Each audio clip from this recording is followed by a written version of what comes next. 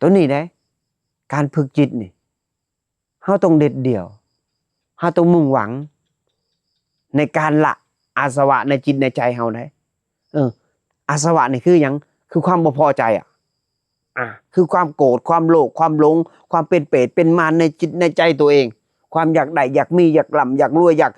ากสนะผู้อื่นบ่ยอมว่างอัตตาตัวตนมีแต่อยากสนะผู้อื่นอยู่นำกันนี่เสื้อเถอะ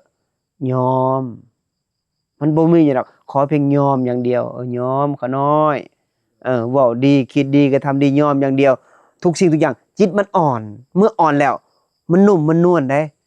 มันนุ่มมันนวลแล้วก็ปิติมันเกิดได้เว้าหยังก็อุ้ยสงสารผู้นั้นผู้นี้น้ำตามันไหลเวลาทาสิกันหาแตกไปดิ่งขึ้นสวรรค์เลยนี่คือคนเว้าบ่แข็งกระด้างทางกายทางวาจาทางใจมันนุ่มนวลไปหมดเลยเข้าใจบ่ตัวนี้เฮาฝึกจิตนี่ฝึกเพื่อหยังฝึกเพื่อให้จิตมันอ่อนโยนเพื่อเป็นคนยอมต่อทิฏฐิมานะยอมต่ออัตตาตัวตนยอมแพ้ผู้อื่นแต่เฮาชนะใจตัวเองสว่างไสวสว่างไสวเลยล่ะคันวิปัสสนาเกิดในจิตในใจนี่มันสว่างไสวเลยคำมันฮู้จักสภาวะของจิตตัวเองเนี่ยเกิดดับเกิดดับเกิดดับเกิดดับนี่คือเอิ้นวิปัสสนาเกิดดับเฮาฮู้ทันจิตตัวเองฮู้ทันความคิดฮู้ทันความปรุงแต่งฮู้ทันสภาวะที่มันเกิดขึ้นแล้วมันก็ดับไปมันจะเข้าทางหูทางตาทางลิ้นทางกายทางใจเฮาจะฮู้มันจะดับปุ๊บฮู้ปุ๊บมันจะหายไปปั๊บฮู้ปุ๊บหายไปปั๊บมันจะว่างมันจะโล่งเลยมันจะบ่ทุกข์เมื่อมันหายไปมันจะบ่ทุกข์เลยคำว่ามันทุกข์แสดงว่ามันยึดคันมันบ่ยึดแสดงว่ามันบ่ทุกข์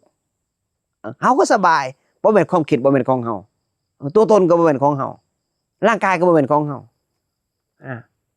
คำว่าจาที่ออกไปให้เฮามีสติคุมมันมันคุมมันวอกออกไปแล้วมันสิเสียหายบ่มันจะผลกระทบกับตัวเองหรือกับผู้อื่นบ่คันเฮารักษาได้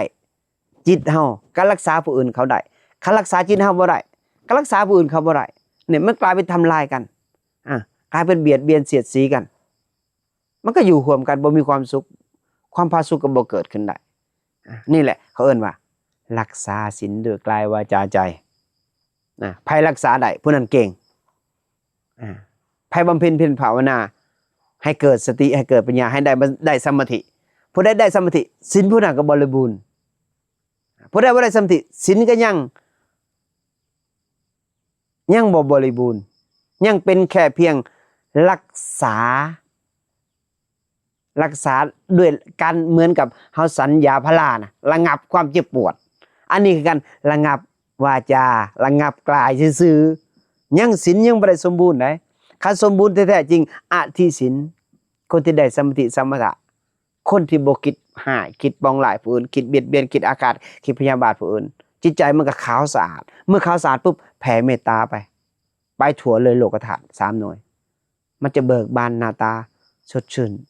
ใสปิ๊งเลยเหมือนกับจิตใจเหมือนกับน้ำผ่องใสเนี่ยน้ำคือกันเนี่ยมันใสนี่ดื่มได้เลี้ยวเห็นได้เนาะใครเกิดใส่สีดำจะเลี้ยวบ่เห็นยังเลยมันบอกย้อนมันจิตขูดมัวเลยอันเดียวกันอันเดียวกับน้ำเลยนี่มันเปลี่ยนแค่เท่านี้เองถ้าเกิดว่ามันใส่สีดำน่ะมันมืดถ้าบ่ใส่สีนี่คือธรรมชาติของมันใสปิ๊งเลยเห็นบ่น้ำสางใสปิ๊งเลยเฮาดื่มได้สันได้อันนี้คือของบริสุทธิ์คือของธรรมชาติจิตเฮาคือกันเป็นของธรรมชาติเป็นยังมันถึงขุ่นรู้จักบ่ก็ย้อนเฮาไปเติมสีเสียมันเติมยังคือเติมความสกปรกความบ่พอใจ